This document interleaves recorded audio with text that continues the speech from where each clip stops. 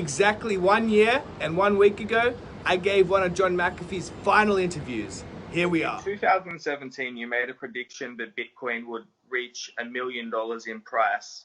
And then earlier this year, you said that was a ruse to onboard new It wasn't a subscribers. ruse. It's not even a ruse on board. No, it was, please God. I mean, Bitcoin always has, well, for the past 4 years, is the most worthless coin. It's not worth a penny. It really is not. It's just, it's riding on, I mean, it's an old, I mean, these people understand something. By the way, I made that prediction the exact same day. I made three other predictions, one of which is that whale fucking by 2020 will surpass surfing as the number one water sport. Please, God, wake up, people. I mean, those that knew Bitcoin understood it for a very laughable joke. The idiots go, oh, really? Please, God, if you send me $10 in Bitcoin, or I send you forever after, I can look inside your wallet, find out exactly how much money you have, where it comes from, who you send it to, forever. Please God, what value can that possibly be? Now, it was the first one, and sure, it was way better than credit cards, people. In order to, sell drugs or services on the dark web or what have you, yes, it gave you a fair degree of anonymity, way better than credit cards. But it's been so far surpassed for so many years because nobody uses it, literally. No one will accept. Well, no one will accept Bitcoin anymore. Used to be everybody accepted it. Now no one will. No one. Try to find someone who will sell you something for Bitcoin. Can't find it.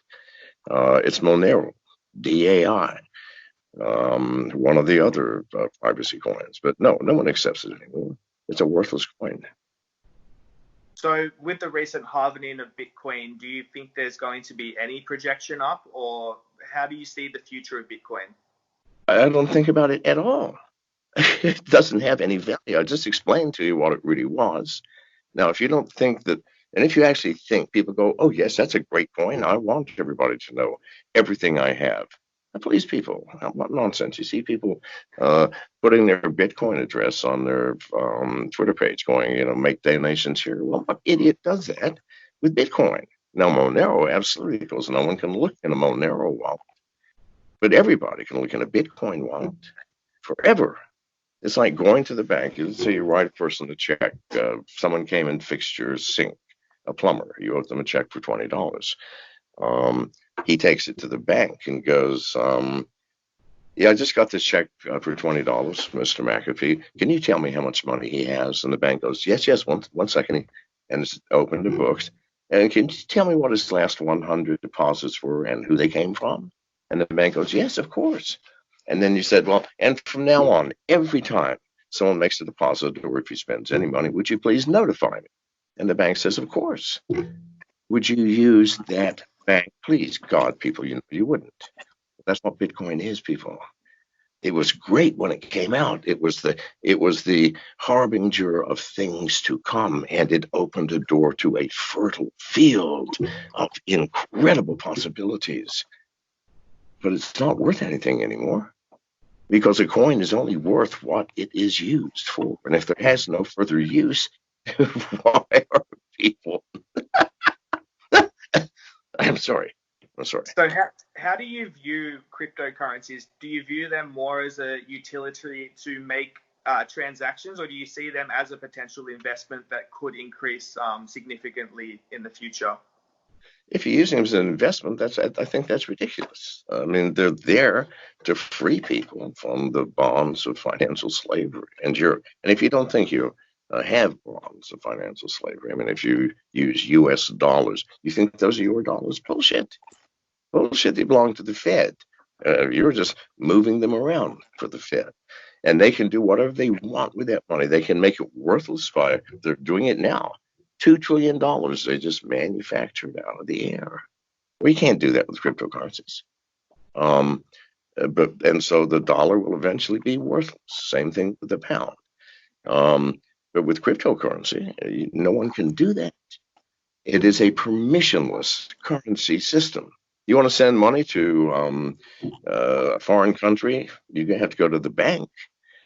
get permission to do so. You have to sign your name. Who are you? What's your bank account number? No, if it's Iran, you can't send money to Iran. Not this year, nor to North Korea. Hey, please, God, people. No, cryptocurrency frees you from that.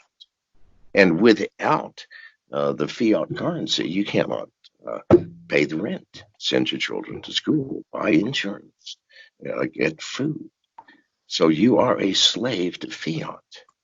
Cryptocurrency frees you from that. Now, if you say, okay, well, I'm not interested in freedom, but I am interested in the fact that it's liable to go up, well, go ahead.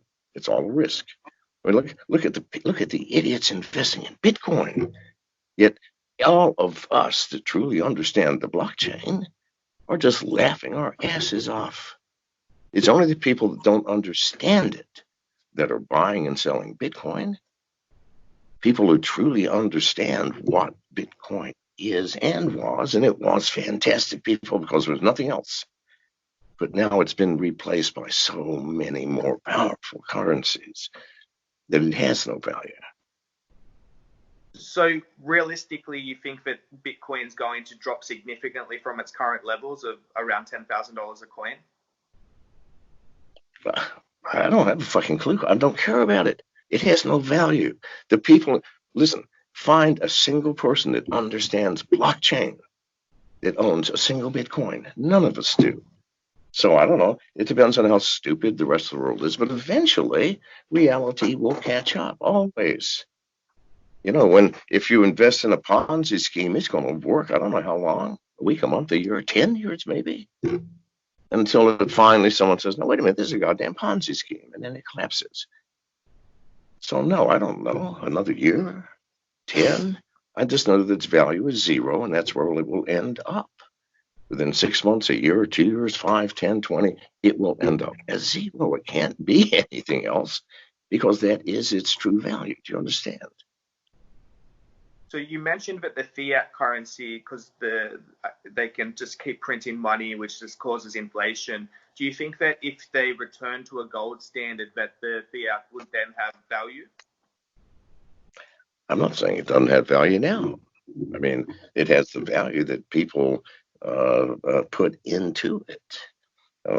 As long as the monetary supply stays virtually constant, well, inflation and deflation don't have much to do with things other than the supply of goods and services. But I don't know. I don't care. I don't own fiat. I don't have a bank account, people. Why would I have fiat when there's cryptocurrency? Everything I buy is with crypto. Everything I make is crypto. I don't work for cash. I would never do that. We haven't had a bank account for years. It makes no sense if you're in crypto to have a bank account. What earthly purpose would there be to it? So besides from crypto, what other investments do you think are a good choice for someone who wants to start investing? Would you say gold or art? No, I've never invested ever in anything, so I'm the last person to ask, really. So I read recently on Twitter that you said that the American police are the easiest in the world to bribe. Yeah, of course, duh. But they're also the most expensive. Well, I don't know.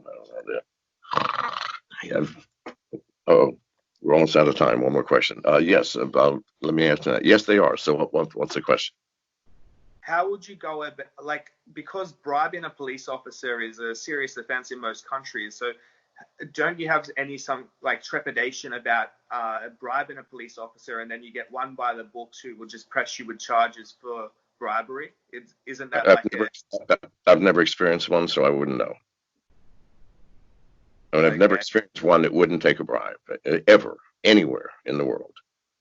So, and how would you? You still may have to take a charge of some kind. You may have to do time in jail, but no. I mean, what now?